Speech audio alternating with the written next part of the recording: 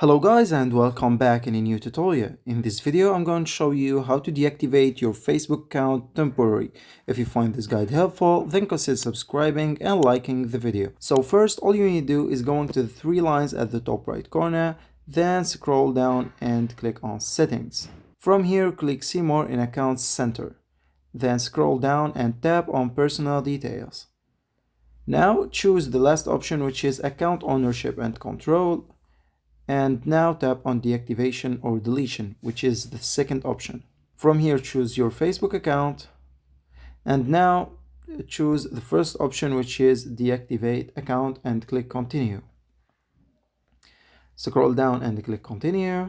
And here Facebook will ask you to enter your password. After entering your password, Facebook will ask you about the duration you want to deactivate your account on it. And that's it, you're done. Thanks for watching and I'll see you in the next one.